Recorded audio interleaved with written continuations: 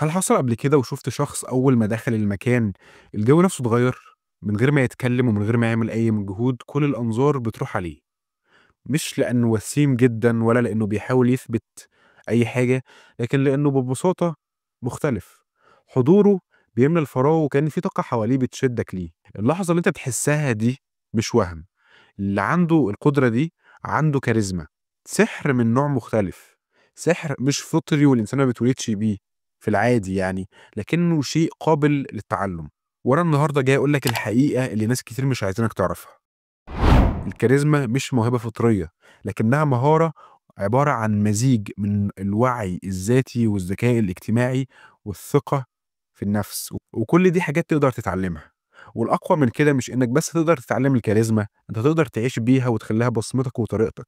تقدر تستخدمها عشان تغير علاقاتك بالناس وبنظرتك لنفسك، وتغير مستقبلك كله بناء على حضورك اللي أنت بتفرضه في أي مكان. أنا كنت دايمًا فاكر إن الكاريزما معناها إنك تكون دايمًا واثق في نفسك، عندك حضور طاغي، تعرف تتكلم وتضحّك الناس اللي حواليك. وكنت كل ما أشوف شخص كاريزما مثلًا كنت باحاول أقلده، بس كنت دايمًا باحس إن أنا مش باعمل حاجة شبهي. بدل ما أكون أقرب للناس كنت بابعد حتى عن نفسي، خصوصًا إني ما كنتش الشخص اللي بيلفت الانتباه. كنت فاقد الثقة في نفسي بسبب وزني الزايد زمان. علاقاتي كانت سطحية وكنت باتكسف بسرعة أنتم مش متخيلين، وأي تعامل مع الجنس الآخر كان بيخلّيني متوتر أو حذر بزيادة. بس نقطة التحول الحقيقية كانت في 2020 لمّا بدأت أقرأ أكتر في علم النفس. أول مرة مسكت كتاب في علم النفس والسلوك البشري، حسيت إني دخلت عالم جديد، عالم بيفهّمني نفسي قبل ما يخلّيني أفهم الناس. ومن هنا بدأت الرحلة، بدأت أقرأ، ألاحظ، وأربط بين اللي باتعلمه وبين اللي باعيشه. عرفت واكتشفت إن الكاريزما مش موهبة، دي علم وسلوك، مهارات ممكن تبنيها خطوة بخطوة. ومع الوقت حضوري اتغيّر، بقيت باتعامل براحة أكبر، عندي وعي بنفسي وباللي حواليّا، وبقيت باعرف أفتح مواضيع ألفت الانتباه من غير ما أسعى لده أو أبان مبالغ في سلوكي. في نفس الوقت بقيت إنسان محبوب، وجودي خفيف، والأهم إني بقيت مرتاح أكتر مع نفسي ومع طبيعتي. وده اللي أنا جاي أشاركه معاك النهارده في الفيديو ده. إيه هي الكاريزما؟ الكاريزما ببساطة هي القدرة على التأثير دون فرض، يعني تبقى في المكان وتأثيرك باين من غير ما تتكلم كتير أو تحاول تفرض نفسك. هي مش مفيدة عشان تكون محبوب أو مشهور، لكنها مفيدة عشان بتخلّيك تتواصل بشكل أعمق مع الناس، تقدر تعبّر عن نفسك بثقة أعلى، توصّل أفكارك بطريقة مؤثرة، تخلق علاقات قوية سواء شخصية أو مهنية، وتخلّي الناس تفتكرك وتحترمك، وأهم حاجة بتخلّيهم يصدّقوك. قبل ما تسأل إزاي أكون كاريزما، لازم تسأل السؤال الأهم، ليه في ناس بتكون كاريزما أصلًا؟ الحكاية ما بتبدأش من لبسك ولا من طريقة كلامك، الكاريزما بتبدأ من جواك، من نظرتك لنفسك ومن إحساسك بقيمتك. لما تكون شايف نفسك أقل من اللي حواليك أو عايش في دوامة من المقارنات المستمرة، لو مش قادر تتقبل عيوبك قبل مميزاتك، كل ده بيبان في نبرة صوتك، في حركة جسمك، في الطاقة اللي خارجة منك من غير ما أنت تحس بيها. الكاريزما مش صوت عالي ولا ثقة مصطنعة، الكاريزما هي نتيجة لاحترامك لنفسك، مش غرور، لكن احترام حقيقي نابع من إنك عارف نفسك كويس، عارف أنت مين، إيه هي نقط قوتك، فين نقط ضعفك، وعندك أرضية صلبة واقف عليها بثبات حتى لو لسه بتتطور. وده أول مفتاح حقيقي عشان يكون عندك حضور طاغي. في رحلتي مع فهم الكاريزما وبعد شهور طويلة من القراءة والمراقبة والتجربة، قدرت أفهم ولخصت الكاريزما وجوهرها في 4 مفاتيح أساسية، مش مجرد نصايح، لكنها خطوات عملية ومفاتيح أساسية علشان تكون عندك حضور طاغي وكاريزما قوية.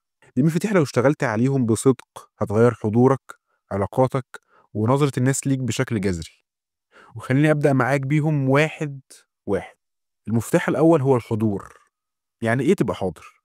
يعني لمّا تكون في مكان تبقى موجود فيه بكُلّك، بعقلك، بإحساسك، بنظرك، بانتباهك الكامل.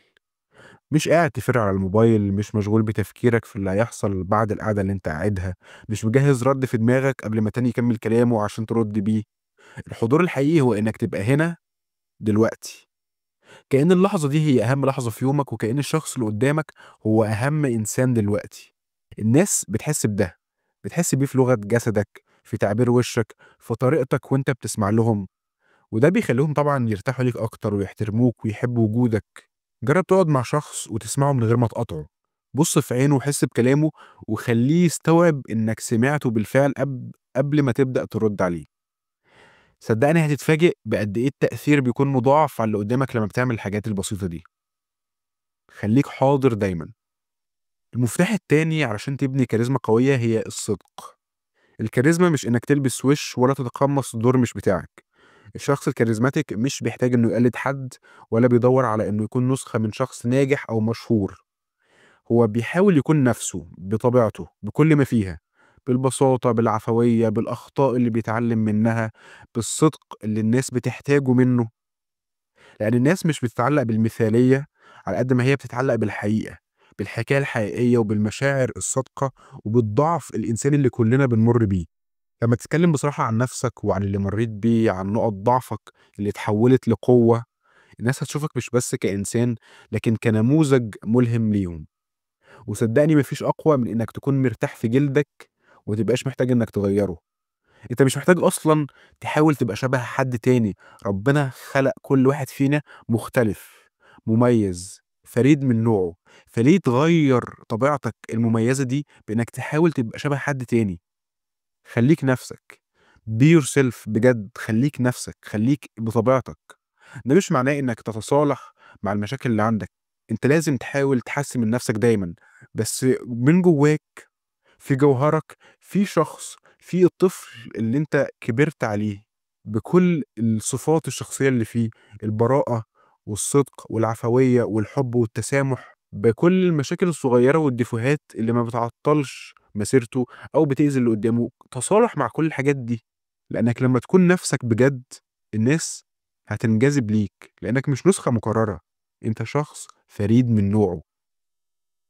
المفتاح التالت هو الثقة، بس خلّيني أوضّح لك إن الثقة اللي أنا باتكلّم عنها مش الاستعراض ولا الصوت العالي ولا حتى الكلام المُرتّب.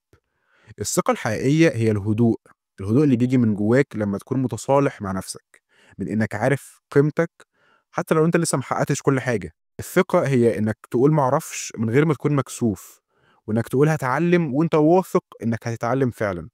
هي إنّك تُقف وسط الناس وتتكلّم من غير ما تحاول تثبت إنّك أحسن واحد، إنّك الأفضل.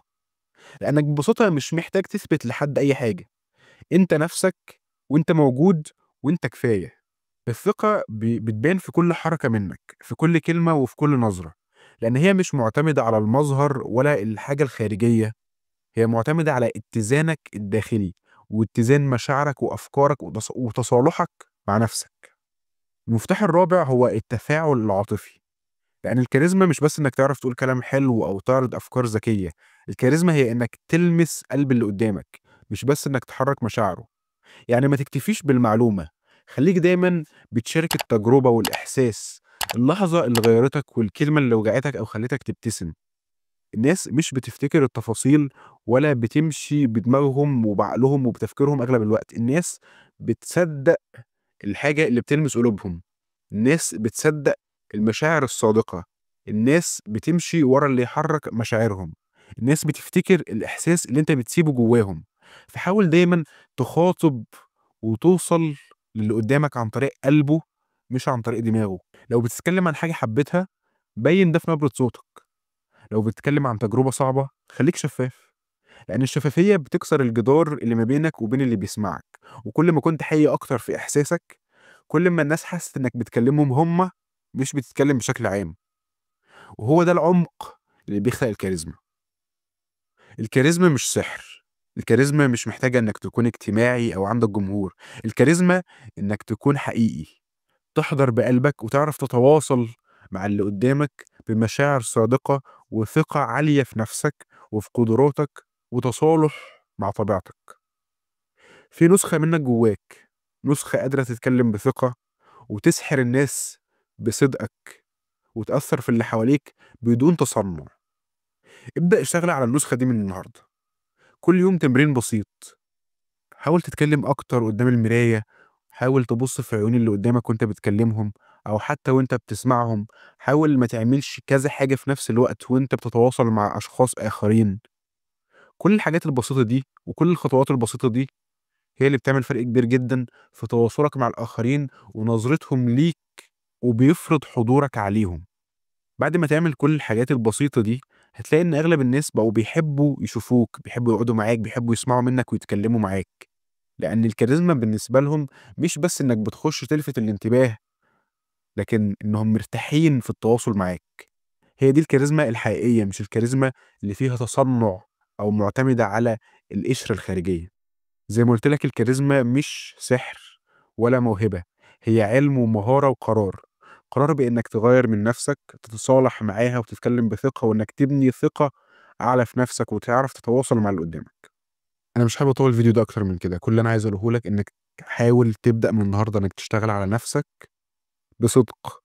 بإنك تحاول تحسّن من نَفْسك علشان نَفْسك، مش علشان حد تاني، مش علشان تبان إنك شخص كاريزماتيك وشخص حضوره طاغي. خلّيك متصالح مع نَفْسك، وهتلاقي إن كل حاجة حواليك بتتصالح معاك وبتنجذب ليك. في حكمة كده بتقول: ما تركّزش إنك تصطاد فراشة، اهتم بحديقتك والفراشات هتيجي لك. أشوفك الفيديو اللي جاي. سلام.